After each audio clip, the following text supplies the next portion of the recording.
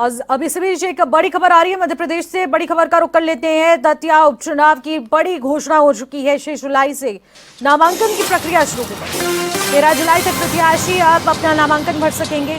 16 जुलाई है नाम वापसी की अंतिम तारीख। 30 जुलाई को वोटिंग होगी। 3 अगस्त को रिजल्ट भी घोषित हो जाएंगे। बड़ी और अहम जानकारी इस वक्त। मध्य प्रदेश दतिया उपचुनाव की घोषणा हो चुकी है। 6 जुलाई से नामांकन की प्रक्रिया शुरू होगी। 13 जुलाई तक प्रत्याशी अपना नामांकन भर सकेंगे। 16 जुलाई को अंतिम तारीख नाम वापसी की रहेगी। 30 जुलाई को वोटिंग होगी। 3 अगस्त को परिणाम घोषित हो जाएंगे, यानी कि रिजल्ट्स घोषित हो जाएंगे। बड़ी और जरूरी जानकारी मध्य प्रदेश उपचुनाव से जुड़ी हुई, जहां पर मध्य प्रदेश दतिया उपचुनाव की घोषणा हो चुकी है। 6 जुलाई से नामांकन की प्रक्रिया शुरू होगी। 13 जुलाई तक प्रत्याशी नामांकन भर सकेंगे और 16 जुलाई नाम वापसी की अंतिम तारीख रखी गई है। 30 जुलाई को वोटिंग होगी और उसके बाद परिणामों की घोषणा 3 अगस्त को होगी, यानी कि 3 अगस्त को रिजल्ट्स घोषित हो जाएंगे और यह स्पष्ट हो जाएगा कि आखिरकार इस उपचुनाव में किसकी विजय हुई है।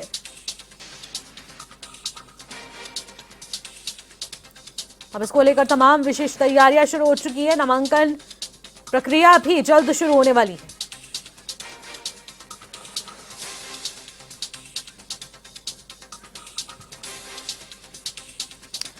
खबर पर ज्यादा जानकारी के साथ तरुण दुबे हमारे ब्यूरो हेड इस वक्त हमारे साथ जुड़ रहे हैं। तरुण, आखिरकार दतिया उपचुनाव की घोषणा हो चुकी है। नामांकन की प्रक्रिया कब से शुरू होने वाली है, क्या कुछ है पूरी जानकारी?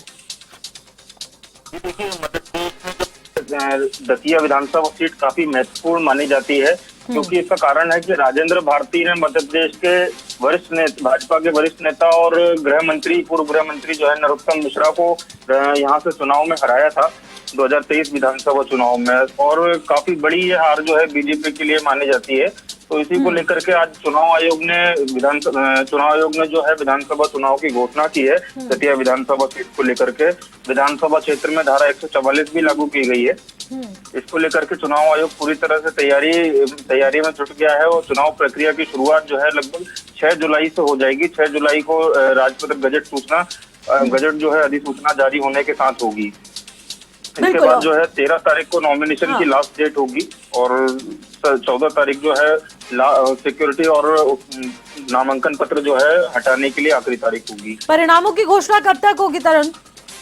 जी देखिए, परिणामों की घोषणा जो है 4 तारीख को हो जाएगी। इसमें 4 अगस्त को जो है परिणामों की घोषणा हो जाएगी। 3 तारीख को वोटिंग है और इस तरह से पूरी चुनावी प्रक्रिया ये रहेगी और काफी अहम सीट भी मानी जाती है। और पूरी बीजेपी का ध्यान जो है और इस सीट पर रहेगा, इस चुनाव पर रहेगा, क्योंकि नरोत्तम मिश्रा भारतीय जनता पार्टी के वरिष्ठ नेता हैं, गृह मंत्री रहे हैं, महत्वपूर्ण पदों पर रहे हैं, 3 बार कैबिनेट मंत्री रहे हैं। तो ये काफी महत्वपूर्ण सीट बीजेपी के लिए मानी जाती है। बिल्कुल महत्वपूर्ण सीट है और महत्वपूर्ण उपचुनाव भी है। तो आखिरकार इसको लेकर सभी प्रत्याशी किस तरीके से अपनी ताकत झोंकते हुए नजर आ रहे हैं? देखिए, राजेंद्र भारती जो है तत्कालीन वहां से विधायक है जिनकी सदस्यता शून्य की गई है और उनके किसी पुराने मामले को लेकर के उनकी सदस्यता शून्य की गई है। तो 7 साल से अधिक किसी मामले में अगर कोई भी विधायक या कोई भी सजा उसमें होती है तो उसमें सदस्यता शून्य की जाती है, जिसको लेकर के अप्रैल 2026 में राजेंद्र भारती की सदस्यता शून्य कर दी गई थी। इसको लेकर के कांग्रेस ने जमकर विरोध प्रदर्शन भी किया था और काफी सारे चुनाव आयोग को पत्र दिए, राष्ट्रपति को पत्र दिए, राज्यपाल को पत्र दिए, लेकिन उससे कुछ भी नहीं हो सका। अब दोनों ही पार्टी जो है लगातार इस उपचुनाव में पूरी तैयारी से लगी हुई हैं और पूरे दमखम से अपनी तैयारियां कर रही हैं। बिल्कुल। और अगर देख लिया जाए तो आखिरकार किस तरीके से विशेष तैयारियां चल रही हैं सभी पार्टियों की, कौन से मुद्दे इस वक्त ज्यादा प्रभावी रहने वाले हैं? देखिए, मध्य प्रदेश में जो है पिछला विधानसभा चुनाव जो लड़ा गया था वो सबसे बड़ा मुद्दा उसमें था लाडली बहना योजना। जो शिवराज सिंह चौहान जो मध्य प्रदेश के पूर्व मुख्यमंत्री थे, लाडली बहना योजना उन्होंने लॉन्च की थी और उसके बाद जो है लाडली बहना योजना की वजह से ही लगातार सरकार की अच्छी छवि बनी। काफी समय तक सरकार में कोई दिक्कत नहीं आई किसी तरह से। और इसके बाद जो है लगातार मोहन यादव के ऊपर जिस तरह से जो है जमीन घोटाले और बीजेपी के बहुत सारे नेताओं के विरुद्ध जो है जमीन घोटाले और कई सारे घोटाले सामने आ रहे हैं। इसको लेकर कहीं ना कहीं भारतीय जनता पार्टी की मध्य प्रदेश में छवि थोड़ी खराब हुई है। लेकिन अब बीजेपी इस पूरी छवि को किस तरह सुधारती है, ये इस उपचुनाव में जो है सामने आ जाएगा। बिल्कुल, और ऐसा भी देखने को मिला है बहुत सारे जो घोटाले हुए हैं उससे कहीं ना कहीं पार्टी को काफी नुकसान होने वाला है। क्या कुछ जानकारी आ रही है, क्या कुछ अपडेट है इसको लेकर?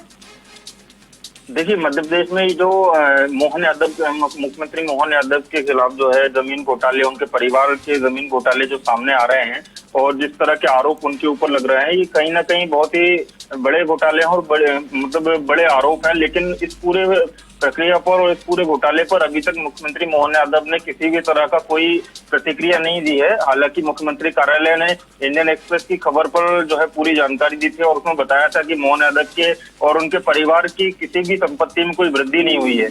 लेकिन उसमें उसके बाद जो है काफी सारे तौर पर काफी सारे एविडेंस इंडियन एक्सप्रेस ने दिए हैं और उसमें बताया है कि ये संपत्ति में काफी वृद्धि हुई है।